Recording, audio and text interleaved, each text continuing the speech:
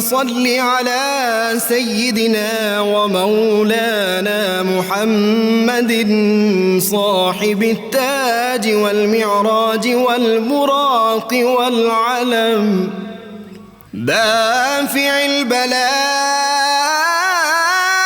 والوباء والقحط والمرض والألم اسمه مكتوب مرفوع مشفوع منقوش في اللوح والقلم سيد العرب والعجم اسمه مقدس معطر مطهر منور في البيت والحرم شمس الضحى بدر الدجى صدر العلا نور الهدى كهف الورى مصباح الظلم جميل الشيم شفيع الأمم صاحب الجود والكرم والله عاصمه وجبريل خادمه والبراك مركبه والمعراج سفره وفوق سدرة المنتهى مقامه وقاب قوسين مطلوبه والمطلوب مقصوده والمقصود موجود سيد المرسلين خاتم النبيين شفيع المذنبين أنيس الغريبين رحمة للعالمين راحة العاشقين مراد المشتاقين شمس العارفين سراج السالخين مصباح المقربين محب الفقراء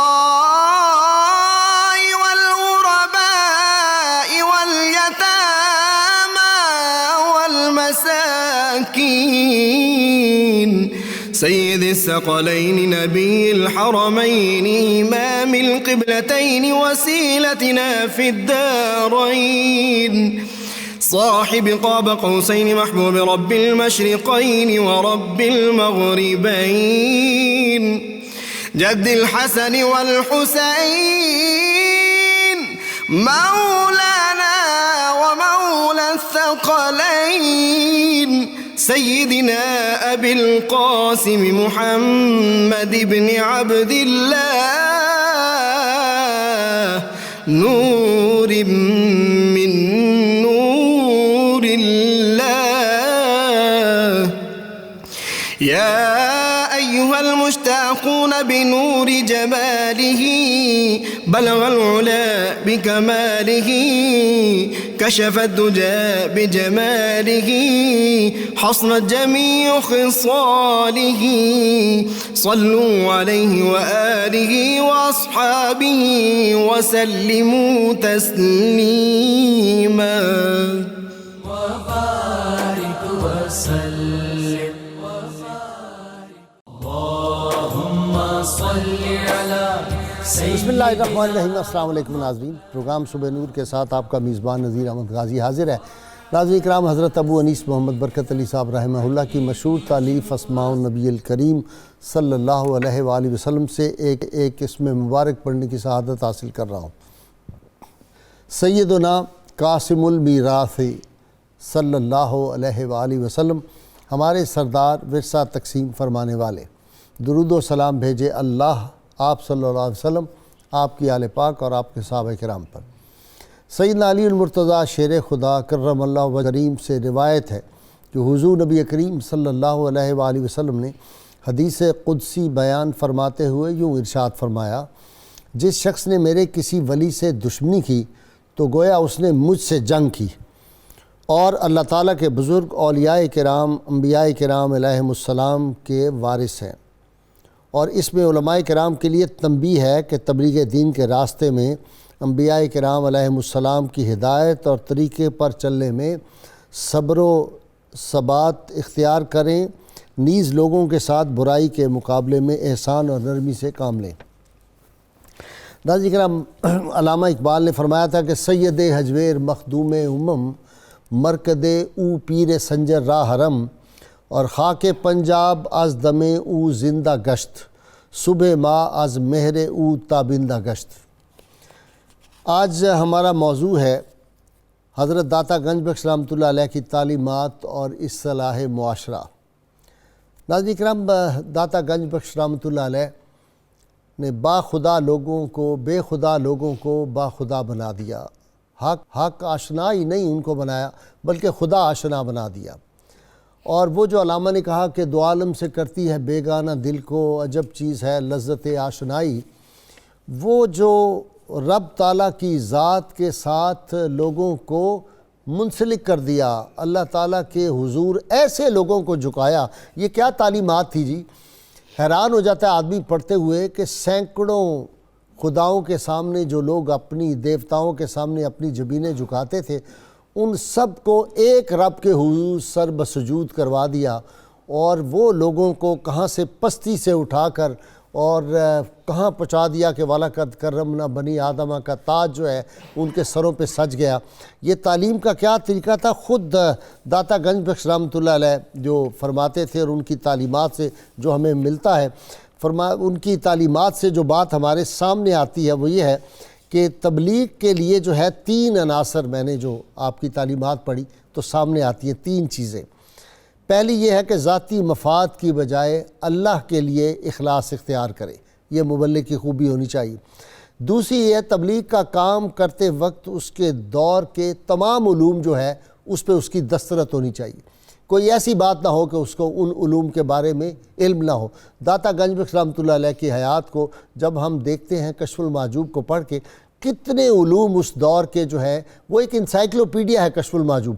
اور ایک بات آج میں نے ڈاکٹر نظامی سے پوچھنی ہے کہ داتا گنج بخش رحمۃ اللہ علیہ کے بعد جتنے اولیاء کرام آئے ہیں بر صغیر میں نے دیکھا کوئی کشف المحجوب سے باہر نہیں جا سکا، اس کے قابو میں ہے، اور آج تک ہے، اور لگتا ہے قیامت تک اس کے قابو میں رہیں گے۔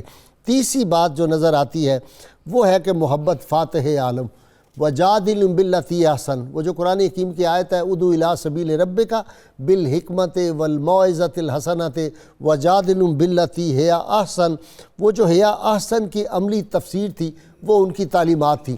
وہاں مناظرہ نہیں ہوتا تھا، مجادلہ نہیں ہوتا تھا، بحث تمیز نہیں ہوتی تھی۔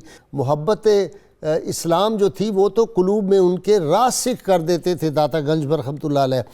ناظرین کرام، سیدنا علی حجویری داتا گنج بخش رحمۃ اللہ علیہ خود فرماتے ہیں کہ طریقت فقر اور درویشی حقیقت میں شریعت کی سخت پابندی کا نام ہے۔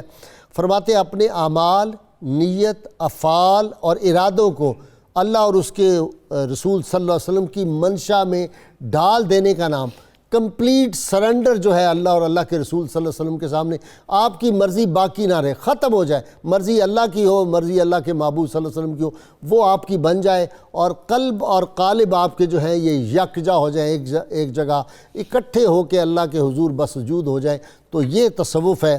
اس لیے یہ وہ ہستیاں تھیں۔ میں تو حیران ہو رہا تھا کہ لوگ کہتے ہیں کہ فلاں صاحب جو ہیں وہ کتب کے درجے پہ فائز ہیں، اور سیدنا علی حجویری کا کمال یہ ہے کہ ان کے قدم جس شہر میں لگ گئے اس میں ایسی برکتیں آ گئی کہ وہ شہروں کا قطب الارشاد بن گیا۔ ان کے دم قدم سے شہر اور زمین کیوں نہ ہو، جس سرزمین پہ علی حجویری نے سجدے کیے ہوں، اور جس سرزمین پہ آ کے اور ان کی درگاہ پہ حاضر ہونے والوں میں خواجہ غریب نواز معین الدین چشتی ہوں، بابا فرید گنج شکر ہوں، حضرت خواجہ قطب الدین بختیار کاکی ہوں، حضرت شیخ شہاب الدین سہروردی، اور ملتان والے شاہ رکن عالم اور بہاؤالدین جو ہے زکریا ملتانی رحمۃ اللہ علیہ جیسی ہستیاں جہاں پہ آ کے اور اس سرزمین پہ جن کے سجدوں کے نشان ہوں، تو وہ زمین پھر برکت والی ہو جاتی ہے۔ اہل اللہ جہاں آ کے بیٹھ جاتے ہیں وہ جگہ برکت والی ہو جاتی ہیں، اور پھر مرد بیضا صلی اللہ علیہ وسلم سے جو انوار ان کو حاصل ہو جاتے ہیں، تو اقبال جو کہتا ہے نہ پوچھ ان خرقہ پوشوں کی ارادت ہو تو دیکھ ان کو، ید بیضا لیے بیٹھے ہیں اپنی آستینوں میں۔ تو یہ مرد بیضہ صلی اللہ علیہ وسلم کے انوار جب ان کو حاصل ہوتے ہیں، ید بیضہ ان کو مل جاتا ہے. جب ید بیضہ مل جاتا ہے، انگلی اٹھتی ہے تو لوگ کلمہ پڑھنا شروع کر دیتے ہیں. تو پھر خدا آشنا انہوں نے لوگوں کو کس طرح کیا، ان کی تعلیمات کیا تھیں. اللہم صلی میں ابتدا کر رہا ہوں جناب ڈاکٹر معین نظامی صاحب سے. ڈاکٹر صاحب، داتا صاحب یہاں آئے جی. ان کے ساتھ 5-4 ہزار آدمی تھے، تلواریں تھیں، اور انہوں نے آ کر لوگوں سے کہا کہ یا تو کلمہ پڑھو یا تیار ہو جاؤ. اور اس کے بعد یہ شہر لاہور جو تھا سارا، یہاں پہ دیواریں لکھی گئیں، فلیکسیں بنی تھیں، اور اس دور کا جو ریڈیو تھا اس کا بھی کافی استعمال ہوا تھا. اور ان کا جو لباس ہوتا تھا وہ کم از کم اس دور کے مطابق 2-3 لاکھ روپے کا جبہ وہ پہنتے. یہ ساری چیزیں تھیں جنہوں نے ایک انقلاب جو ہے وہ فکری، ذہنی، قلبی انقلاب جو یہاں کے لوگوں میں پیدا کیا. کیا اس طرح کی کوئی بات تھی؟ جی نہیں، ایسا ہرگز نہیں تھا. ان کے پاس اپنی شہرت کے لیے اور عزت اور ناموری کے حصول کے لیے جدید ترین ذرائع تھے جو ازلی اور ابدی ہیں، یعنی رضا الہی. اور خدا کی دوستی کا جب اعلان جبریل اور ملائکہ کرتے ہیں اور کائنات کا ذرہ ذرہ اس میں شریک ہوتا ہے. نقیب محفل کوئی نہیں ہوتا تھا، نقیب محفل وغیرہ کوئی نہیں ہوتا. جبریل امین نقیب محفل بن گئے. جبریل امین نقیب محفل ہوتے. سبحان اللہ. حضرت سید علی حجویری کو روحانیت کی کائنات میں باب الہند کہا جاتا ہے، ٹھیک. ہندوستان کا روحانی دروازہ. تو اگر کسی کو بعد میں ہندوستان کی سلطانی بھی عطا ہوتی ہے تو گزرنا اس نے اسی دروازے سے ہوتا ہے. ٹھیک. چنانچہ سلطان الہند کا حجرہ وہاں موجود ہے جسے اکبر نے بنوایا ہے، احاطہ ہے حضرت سید علی حجویری میں. سبحان اللہ. غازی صاحب، آج کل بڑی عجیب سی بات لگ رہی ہوگی. عمومی طور پر یہ کہا جاتا ہے کہ آپ نے کوئی تحریک شروع کرنی ہے، کسی نئے علاقے میں کوئی سنٹر قائم کرنا ہے، تو وہ ایام جوانی میں جب آپ کی ساری صلاحیتیں بہت عروج پہ ہیں ظاہری طور پر، اور آپ بہت سٹرگل کر سکتے ہیں، ایفرٹ کر سکتے ہیں، تو قائم کرنی چاہیے. قدیم مشائخ کا ہرگز یہ طرز عمل نہیں ہوتا تھا. ان کے لیے قوائے ظاہر کا بہت طاقت میں ہونا اور اچھے حالت میں ہونا اتنا اہم نہیں تھا جتنا قوائے باطن کا عالم شباب میں ہونا ہے.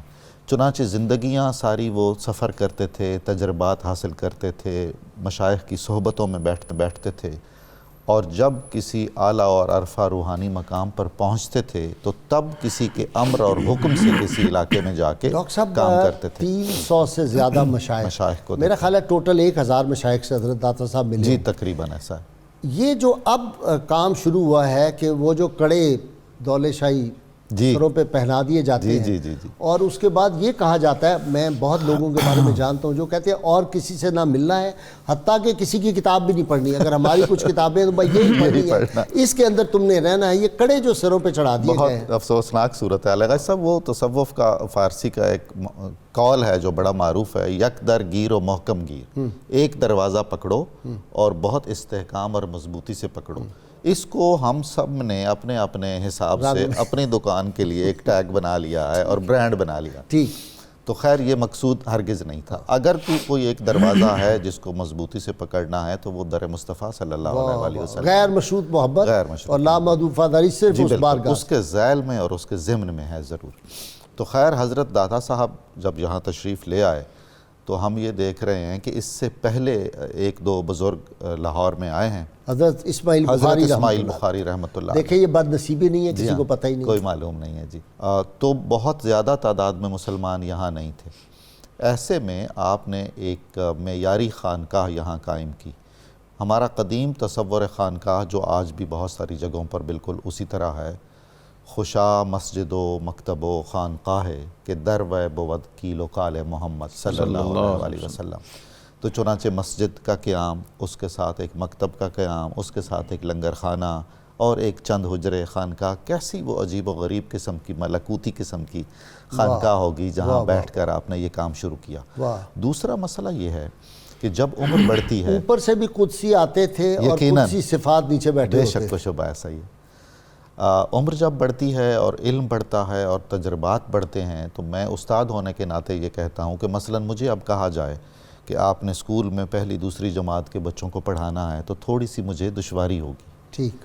حضرت سید علی حجویری نے تو آپ تمام نے صرف شہزاد مجدی کو پڑھانا اللہ اللہ اللہ اللہ اللہ، تو وہ جو کمالات آپ نے ظاہر و باطن کے حاصل کیے، تو لاہور میں آ کے، ہندوستان میں آ کے آپ کو تو ابجد سے کام شروع کرنا پڑا نا، الف بے سے کام شروع بڑا کیا، مشکل ہے، بڑا مشکل. یعنی جہاں دین کی سمجھ بوجھی نہیں ہے وہاں ان کو مبادیات دین سے آگاہ کرنا، اس کے بعد ان کی علمی تربیت بھی کرنا، اور مقام روحانیت اور میدان روحانیت تو پھر اس کے بعد کے مراحل سے جو بات میں نے عرض کی ہے کہ سینکڑوں خداؤں کو ماننے بالکل. والے، ایک رازق ہے، ایک مالک ہے، ایک خالق ہے، ایک بارش دینے والا ہے، ایک اولاد دینے والا ہے، اتنے سارے خداؤں سے یکدم پکڑ کے بندے کو ایک کے در پہ لا کے رکھنا، یہ کوئی معمول، یہ ہے انقلاب. یہ انقلاب ہے. اقبال نے ایسے تو نہیں کہا ہے کہ در زمین ہند تخم سجدہ ریخت. یہ حضرت سید علی حجویری تھے جنہوں نے اس کفرستان میں اپنے خلوص بھرے سجدوں کے ایسے بیج بوئے ہیں کہ آج فصل لہلا رہی ہے، اور جنوبی ایشیا میں اسلام اپنی سربلندی کے ساتھ قائم ہے، اور یہاں سے پیارے آقا صلی اللہ علیہ وآلہ وسلم کو خوشبو آتی ہے اور محبت کی مہک بھی محسوس ہوتی ہے. علامہ شہزاد مجدی صاحب داتا سے فرماتے ہیں کہ صوفی وہ ہے کہ اس کے باطن اس کے قدم کے ساتھ، یعنی اس کا دل حاضر رہے، اور فرماتے ہیں کہ پاکیزہ اخلاق کی دو قسمیں ہیں، ایک حق تعالیٰ کے ساتھ اور دوسری مخلوق کے ساتھ. یہ عجیب بات ہے، اللہ کے ساتھ بھی ادھر اللہ سے واصل، ادھر مخلوق میں شامل. یہ ذرا سمجھائیں. بسم اللہ الرحمن الرحیم. حضرت داتا گنج بخش علی حجویری رحمہ اللہ غازی صاحب ہمارے استاد محترم بول رہے تھے تو دل چاہ رہا تھا بس یہ بولتے رہیں، ہم سنتے رہیں. حضور داتا صاحب رحمۃ اللہ علیہ کا ایک اختصاص یہ ہے کہ آپ تصوف ائمہ میں سے ہیں، امام تصوف ہیں. سبحان اللہ. تو جو امام کا کرائیٹیریا ہوتا ہے وہ پھر ظاہر ہے بعد میں آنے والے سارے اس سے استفادہ ہی کرتے ہیں، امام ہوتا ہی اس لیے. یعنی وہ جو بات میں نے کی قابو میں ہے، جی وہ اس کی رینج سے ابھی تک باہر جا نہیں سکتے. مطلب محبوب الہی جیسی، خواجہ نظام الدین اولیاء جیسی ہستی، وہ کہہ رہے ہیں کہ کشف المحجوب بجائے مرشد ہے. اللہ، جس کو کوئی مرشد نہ ملے وہ کشف المحجوب سے جڑ جائے، یہ مرشد کا کام دیتا ہے. اچھا، روحانیت کی دنیا میں جو کتاب ہوتی ہے وہ صاحب کتاب کی قائم مقام ہوتی ہے. بے شک. واہ سبحان اللہ. نبی کریم علیہ السلام نے فرمایا انی تارکن فیکم الثقلین کتاب اللہ و اطرتی. بے شک. اچھا، داتا صاحب کی تو یہ زندہ کرامت ہے، ان کا خلیفہ بھی کشف المحجوب ہے، ان کا سلسلہ بھی کشف المحجوب ہے، اولاد بھی کشف ان کی اولاد بھی کشف المحجوب ہے. بے شک. تو یہ کمال کرامت نما. دیکھ لیں آپ داتا صاحب حاضری دینے جاتے ہیں، یہ جو بات آپ نے کی ہے تو یہ خطرے سے خالی نہیں. میں کرتا رہتا ہوں، میں پہلے بھی کرتا رہتا خطرے مول لیتے رہتے ہیں. لوگ کلیم کرتے یہ ان کا فیضان ہے، ہم تو کچھ بھی نہیں ہیں. داتا گنج بخش علی حجویری رحمہ اللہ جب صوفی اور تصوف پہ بات کرتے ہیں غازی صاحب، آپ فرماتے ہیں میں آذربائیجان کے علاقے میں اپنے مرشد کے ساتھ جا رہا تھا، حضرت ابو الفضل خطلی رحمہ اللہ تعالی. اب چونکہ مبلغ کی آپ نے بات کی نا، تو داتا صاحب از خود مبلغ نہیں ہے کہ اچھا مجھے شوق آیا فیشن میں نے تبلیغ شروع کر دی. نو، داتا صاحب معمور مبلغ ہیں. واہ واہ واہ واہ واہ، معمور من اللہ. جی، معمور مبلغ جو ہے نا اس کو یہ شان حاصل ہوتی ہے کہ راستے میں شیر بھی آ جائے تو وہ بھی کہتا ہے جناب آپ اللہ اور اس کے رسول کے بھیجے ہوئے ہیں، میں بھی آپ کے انڈر اور سرنڈر. تو اس لیے وہ کیفیت اور وہ تاثیرات پیدا ہوتی ہیں جو آپ بات کر رہے تھے. کسی پروٹوکول کی، کسی تلوار کی، کسی نقیب کی ضرورت نہیں پڑتی ہے، کیونکہ وہ جو فرما رہے ہیں کشف المحجوب میں ان کا ہر کال ان کا حال ہے.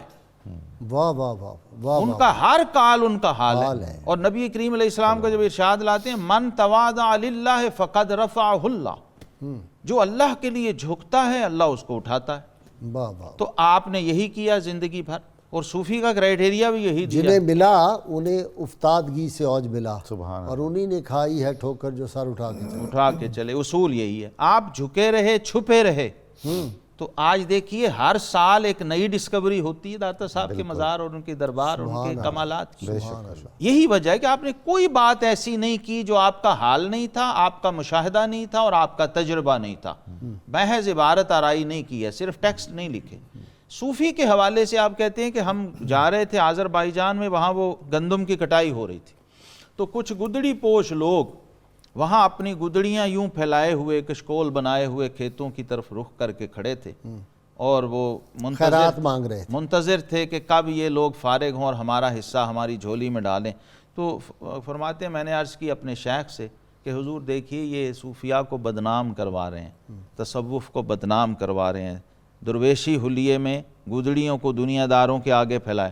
اب شیخ کا جو کمنٹ ہے نا غازی صاحب، ساری کشف المحجوب ایک طرف اور یہ داتا صاحب کے مرشد کا ایک کمنٹ، فرمایا علی حجویری ان کے شیخ کو مریدوں کی کثرت کی ہرس تھی، ہوئے ہوئے ہوئے اور وہ ہرس کنورٹ ہو کے ان مریدوں میں اس شکل میں ظاہر ہوئی ہے۔ ہوئے ہوئے ہوئے ہوئے ہوئے ہوئے یہ نتیجہ ہوتا ہے، کیونکہ مرید خود کچھ نہیں ہے، اس میں جو خیر یا جو شر آنا ہے اس کے شیخ سے آنا ہے، اس میں منتقل ہونا ہے۔ اس لیے فرمایا کہ اے بسا ابلیس آدم روئے ہست، پس بہر دستے نبایت داد دست۔ بعض دفعہ لٹیروں نے جنگل میں شمع جلا دی، مسافر یہ سمجھے کہ منزل یہی ہے۔ تو یہ نہ سمجھ لینا کبھی ابلیس بھی آدم کی شکل میں آ جاتا ہے، اس لیے ہر ایک کے ہاتھ میں ہاتھ نہیں دینا۔ جب 1100 سال پہلے امام کشیری اور 1000 سال پہلے داتا صاحب یہ ہمیں الرٹ کر رہے ہیں، تو آج ہمارے دور میں کیا عالم ہوگا۔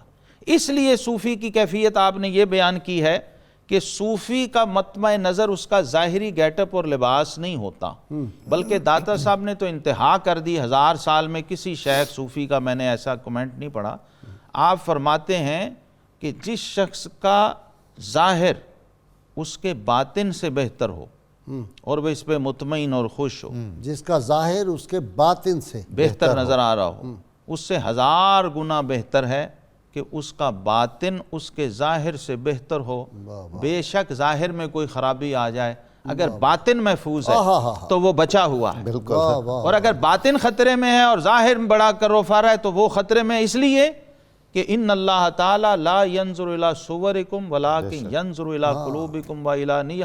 جو تمہارے رب نے دیکھنا اسے تو تم نے آراستہ کیا ہی نہیں، اس کی تو نظر تمہاری نیتوں پہ ہے، جو اس نے نہیں دیکھنا اس کو تم نے پوری طرح سجا لیا ہے۔ تو اس کا مطلب یہ ہے کہ اس میں تضاد آ جائے گا، اور جب تضاد آ جائے گا تو تصوف کی نفی ہو جائے گی، صوفیزم سارا ختم ہو جائے گا۔ ڈاکٹر نظامی صاحب، لباس سے زہد کی ظاہر بیوں پہ نہ جا، چڑھے ہوئے ہیں اندھیروں پہ روشنی کے غلاف۔ جی اچھا، میں نے تو خیر یہ بات نہیں سنی آپ نے نہیں سنی، شہزاد مجدی نے بھی نہیں سنی، یہ پتھر سارے مجھ پہ ہی آئے۔ لیکن ایک بات میں آپ کو بتا دوں کہ موسم آیا تو نخل دار پہ سر منصور ہی کا بار آیا۔ یہ مشکل سوال آئے تو ڈاکٹر نظامی کا ہی آئے گا۔ اچھا غازی صاحب، وہ تو ٹھیک ہے، اگر آپ کا کسی بھی شخص کا باطن مستحکم ہے جیسا کہ حضرت داتا صاحب نے فرمایا اور علامہ مجددی صاحب نے اس کا ذکر کیا ہے، تو اس کے لیے مناسب ہے کہ وہ اپنے ظاہر کو بھی مناسب حد تک آراستہ رکھے۔ نعمت الہی کا کچھ اظہار ہونا چاہیے جو حدیث رسول صلی اللہ علیہ وآلہ وسلم سے بھی ظاہر ہوتا ہے، لیکن سارا کچھ ہی اگر ظاہر ہو اور اس میں وہ روح نہ ہو جو مطلوب و مقصود دین ہے اور مطلوب تصوف ہے، تو پھر تو وہ ساری چیزیں بے معنی ہیں۔ سارا پی آر، جی سارا پی آر، بالکل سارا کچھ اسی کے گرد گھوم رہا ہے ان دنوں، تو بس یہی دیکھنے میں ملتا ہے۔ ایک مجھے اور عرض کرنا ہے، جو درر نظامی میں حضرت خواجہ نظام الدین اولیاء کا قول بیان کیا گیا ہے کشف المحجوب کے حوالے سے، وہ آب زر سے لکھنے کے قابل ہے کہ جس کو کوئی شیخ نہیں مل رہا ہے وہ کشف المحجوب سے اپنے شیخ کا کام لے اور اس کی رہنمائی میں چلے۔ اس میں یہ نہیں ہونا چاہیے کہ میں اپنے گھر میں ہی بیٹھا رہوں اور صرف قناعت کر لوں کشف المحجوب ہی پر، کسی بھی کتاب پر، اور کوشش ہی نہ کروں کسی اللہ کے نیک بندے کو تلاش کرنے کی۔ یعنی یہ میں وضاحت اس کی چاہ رہا تھا، کوشش کرتے رہنا چاہیے کسی نیک آدمی تک پہنچنے کے لیے، اور اس کے ساتھ داتا صاحب اگر جا کے ہزاروں لوگوں سے مل رہے ہیں، وہ داتا صاحب ہیں بالکل، اور ولایت پہ فائز ہونے کے بعد یہ سارا کچھ ہو رہا ہے۔ جی ہاں، حضرت داتا صاحب کا جو انداز تربیت ہے اور آپ کا انداز تبلیغ ہے، اس میں نے ہمیشہ یہ دیکھا آپ کی کتاب مبارک سے کہیں خود نمائی نہیں ہے۔ وہ خود کوئی اظہار اس طرح کا نہیں کرتے جس میں بہت بولڈ سٹیٹمنٹ ہے، مشائخ کے اور خصوصاً اپنے شیخ کے نفی ذات نہیں، نفی ذات ہے، بالکل ایسا ہی ہر جگہ اپنے آپ کو مائنس کر لیا ہے تو پھر اس مقام پہ پہنچے ہیں۔ ہماری ذات اچھل کود کے قدم قدم پہ سامنے آتی ہے، تو اس کا نتیجہ یہی نکلتا ہے کہ ہم کہیں کسی شمار قطار میں نہیں ہوں گے۔ غازی صاحب، دوسرا مسئلہ ہے کہ اللہ کے شمار میں ہونا افضل ہے یا مخلوق کے شمار میں ہونا افضل ہے؟ واہ واہ، اگر خدا کے دفتروں میں نام لکھا ہوا ہے اور کہیں صفحہ اعلی میں بھی لکھا ہوا ہے تو اس سے اچھی کیا بات ہے؟ وہ جو میں نے کہا کہ جبرائیل امین نقیب محفل، صحیح ہے، بے شک و شبہ ہے، آسمانوں میں بھی جی ہاں، اعلان وہ اور فرما رہے ہیں زمینوں اور میں بھی، دنیا میں جی ہاں، عالم کون میں بالکل۔ حضرت داتا صاحب نے لکھا، آپ فرماتے ہیں کہ میں اپنے شیخ کے ساتھ جا رہا تھا اور بارش تھی اور کیچڑ تھا بہت زیادہ اور بہت دشواری سے میں چل رہا تھا کہ اتفاق سے میری نظر اپنے شیخ پہ پڑی۔ وہ سہولت سے چل رہے تھے، آپ کے کوئی پاؤں کیچڑ نہیں تھا اور آپ کے جوتے کسی نوعیت کا کوئی نام و نشان کیچڑ پہ نہیں تھا۔ حضرت نے متوجہ ہو کے فرمایا میرے اس تعجب اور استعجاب کو دیکھتے ہوئے کہ جب سے میں نے دل سے حرص و ہوس کو نکال دیا ہے اللہ تعالیٰ نے ہر طرح کی آلودگی مجھ سے الگ کر لی ہے۔ اب دیکھیے اس یہ پیغام، دنیا کی ہوس سب سے بڑی سب سے آلودگی بڑی ہے ہوس، اور اس سے تباہ ہوتے لوگ جی اسی دیکھتے سے ہیں۔ تباہ ہوتی، شہرت کی خواہش، ناموری کی خواہش، مال و دولت، جاہ و منصب کی خواہش، یہ تمام آلودگیاں ہیں مختلف النوع جو بالکل چپک جاتی ہیں انسان کو۔ اگر آج ہوتے داتا صاحب تو وہ نہ یہ کرتے۔ آپ کو اپنے کسی عالم کشف میں بہتر سمجھ سکتے ہیں۔ غازی صاحب آج داتا صاحب ہوتے تو وہ یہ کرنے نہ دیتے، کرنے نہ دیتے، بالکل صحیح اور بات، ہونے نہ دیتے۔ ہونے نہ دیتے۔ اور اگر کوئی صاحب کشف ہو تو دیکھ لے دیکھ لے کہ داتا صاحب خوش ہیں یا ناراض ہیں جو کچھ ہو رہا ہے، دو نمبری۔ ہو کیسے سکتا ہے جی کشف المحجوب میں آپ کچھ کہیں اور بعد میں اس کی خلاف ورزی پر آپ خوش ہوں، کیسے ممکن؟ یا شاباش دے رہے ہوں یا لنگر دے رہے ہوں یا برداشت کر یار آپ نے جانا ہی نہیں داتا گنج بخش علی، یہاں تو کسی سید کا بندہ مرید ہو جائے صرف تو کہتا ہے پتہ نہیں میں شاہ صاحب کا مرید ہوں، تو یہ تو جدی پشتی شاہ ہیں۔ اچھا ریاکاری کے بارے میں بہت سخت آپ نے بڑا سٹینڈ لیا ہوا ہے، ہر اتنا سٹینڈ لیا ہے آپ نے کہ آپ نے لباس تک کی نفی کر دی ہے، ہاں کوئی لباس نہیں، کوئی گیٹ اپ نہیں، کوئی یونیفارم نہیں، واہ واہ وہ کہتے ہیں میرے شیخ سے مجھے یہی ملا واہ واہ واہ، کہ پتہ ہی نہ چلے۔ بالکل آپ نے کہا رنگ نہیں بے رنگی لاؤ، تصوف میں کمال رنگوں کو اختیار کرنا نہیں، رنگ روغن نہیں ہے، بے رنگی ہے۔ اللهم على آله وصحبه وبارك وسلم، اللهم على آله وصحبه وبارك وسلم۔ دوبارہ آگے واپس تعلیمات پہ، آپ یہ جو خود نمائی اور ریاکاری اور ان سے اخلاص پہ بڑا زور دیتے ہیں داتا صاحب، وہ کہتے ہیں ہر عمل میں اخلاص ہو، آپ کی زبان میں، اقوال میں، اعمال میں، افعال میں، ہر جگہ جو ہے وہ اخلاص پیش اس نظر کے بغیر آپ کچھ بھی نہیں، نہ آپ کی نماز نماز ہے، نہ روزہ روزہ ہے، نہ زکوٰۃ زکوٰۃ ہے، نہ حج حج ہے۔ الا للہ الدین الخالص، اور نبی کریم علیہ السلام فرمایا ان اللہ طیب لا یقبل الا طیبا۔ آج کل اکثر لوگوں کا یہ کلیم ہے دعائیں قبول نہیں ہوتی، ہم پڑھتے ہیں نمازیں لگتا ہے ہمارا عمل ہی کو، بھئی قبول کیسے ہوگا؟ آپ دنیا کی اعلیٰ ترین ڈش دنیا کے غلیظ ترین برتن میں ڈال کے کسی مہمان کے آگے رکھ سکتے ہیں کبھی؟ تو آپ ذات باری تعالیٰ کے حضور جب آپ سینے جو اخلاص آپ غازی صاحب کہہ رہے ہیں، داتا صاحب کہتے ہیں یہ سینہ برتن ہے، یہ جتنا پاک صاف شفاف ہوگا اس میں جو ڈسپلے آپ نے اللہ کی بارگاہ میں جو اپنا عمل پیش کیا ہے وہ اتنا ہی درجہ قبولیت پہ پہنچے گا۔ تو جب آپ نے اسی کو پاک اور صاف، تزکیہ اور ہے کیا؟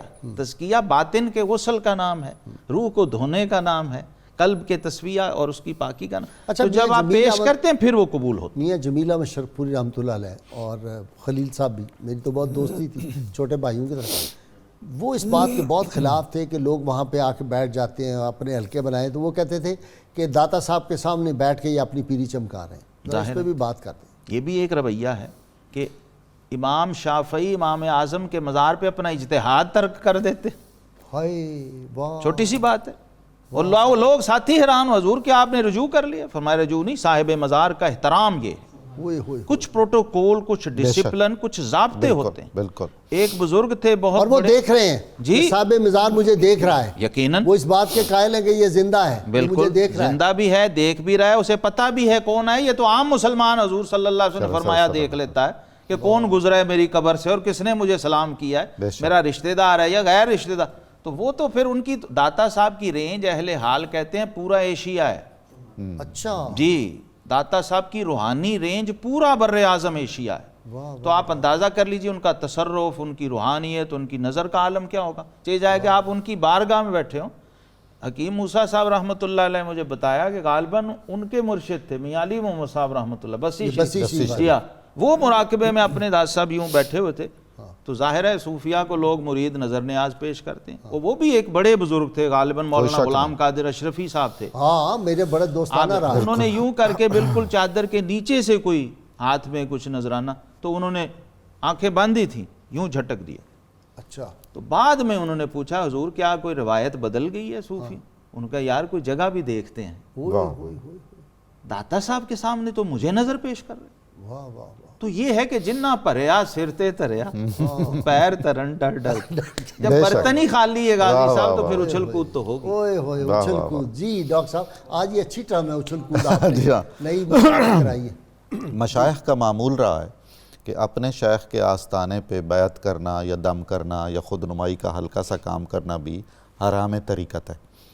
اس کے علاوہ بھی اگر اپنے سلسلے کے یا دیگر سلاسل کے بزرگوں کے مزارات پر جاتے ہیں تو اپنے آپ کو ترک کر کے جاتے ہیں.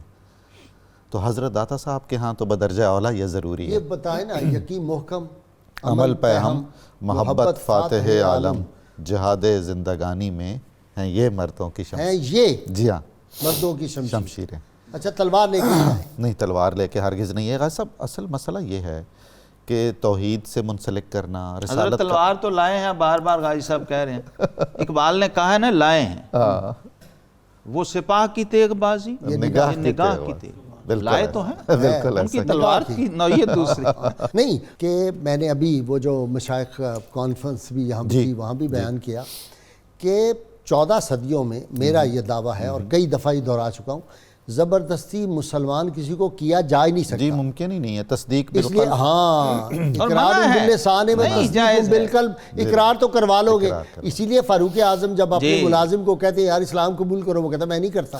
تو وہ اسی لیے ورنہ فاروق اعظم کہتے کیسے نہیں تم. تو اور تھوڑے لوگ تھے، اتنے سارے رشتہ دار صحابہ کے آپ صلی اللہ علیہ وسلم نے منع فرما دیے کہ خبردار کوئی جبر، کوئی زبردستی کسی استحصال کے ساتھ کسی کو لا اکراہ فی الدین. اور ایسا مسلمان اللہ کو چاہیے کب جو آپ زور زبردستی سے لائے ہیں. تم نے کر لی، اللہ مانتا ہی نہیں کہ مجھے نہیں چاہیے یہ والا، مجھے تو وہ چاہیے یؤمنون بالغیب. اور اللہ اسمد ہے. جی بے شک بے نیاز ہے. ساری دنیا کافر ہو جائے رب کا کچھ نہیں بگڑتا. اس خطے میں مصر کی قدیم تہذیب کی طرح جادو کا معاملہ بہت تھا. بہت تھا. کالا جادو. اور اب بھی یعنی سرحد کے پار بہت بڑے بڑے مراکز ہیں اور خود ہمارے بڑے بڑے سیاستدان یہاں سے جاتے ہیں. بلکہ عرب ملکوں کے بہت عرب ممالک کے وہاں جاتے ہیں بہت زیادہ. بالکل بالکل. اور اس طرح زر مبادلہ کافی آتا جاتا رہتا ہے. خود ہمارے معاشرے میں یہ چلن بہت بڑھ گیا. تو ان اکابر امت کا جو بہت ہی قابل تعریف پہلوؤں میں سے ایک پہلو یہ ہے کہ انہوں نے اس نوعیت کے توہمات سے بھی نکالا لوگوں کو. اور پھر ہمارے معاشرے میں اس وقت ہندو مت کا غلبہ تھا تو ان کے ہاں تو ذات پات کا بہت ہی منظم ایک سلسلہ ہے. 4 تقسیمیں ہیں، یعنی اشرف المخلوقات کو 4 حصوں میں بانٹا ہوا ہے. اور ایک جو آخری حصہ ہے شودر ملیچ، اس کو تو ٹچ کرنے سے بھی زمین جہاں اس کا کوئی ہاتھ پاؤں لگ جائے وہ بھی ناپاک ہوگی جگہ. تو ان کو گلے سے لگایا حضرت داتا صاحب نے، ساتھ بٹھا کے کھلایا ہے. اور پھر آپ ہی کے لنگر پر وہ برہمن جو اعلیٰ ترین اور مقدس ترین طبقہ ہے وہ انہی شودروں کے ساتھ بیٹھے بھی رہے. تو یہ انسانیت کی خدمت ہے. یہ بھی تو وہ پہلو ہیں. یہ ہے ہیومن رائٹس. یہ ہیومن رائٹس. یہ ہیومن رائٹس کے علم بردار یہ ہیں اور عمل کر کے دکھایا. زبانی نہیں صرف مال کمانے کے لیے ہیومن رائٹس کی یہ خلق محمدی صلی اللہ علیہ وآلہ وسلم ہے جس کا پیغام بلال حبشی کو لے کے ابوبکر صدیق کے ساتھ اور عمر فاروق کی زبان سے کہلوا دیا سیدنا بلال. جی ایسا ہی ہے. اور حضرت داتا صاحب تو حضرت بلال سے بے حد و حساب محبت کرتے تھے اور آپ کے مزار پہ وہ آپ مراقبہ بھی کرتے تھے اور کثرت سے حاضری بھی دیتے تھے. ایک مسئلہ اور ہے جو میں بہت ہی متاثر ہوتا ہوں، وہ یہ کہ آپ اپنی کتاب میں بے ساختہ ایسے کسی اہتمام کے بغیر کچھ اپنے احوال و کوائف بھی بیان فرماتے ہیں. اس میں کچھ خوابوں کا ذکر کیا ہے اور کچھ ایسی چیزیں ہیں جو آپ نے جاگتی آنکھوں سے دیکھی ہیں. وہ دیکھا مثلا حضرت ابو سعید ابو الخیر کے مزار پر آپ نے دیکھا کہ ایک سفید کبوتر آ کے ان کے مزار مبارک میں چلا گیا اور اس کے بعد حضرت نے ان کو خواب میں بتایا حضرت داتا صاحب کو کہ یہ میرے اعمال صالح ہیں جو قبر کی تنہائی میں میرا ساتھ دینے کے لیے آ جاتے ہیں، اور ایسی بہت ساری چیزیں ہیں۔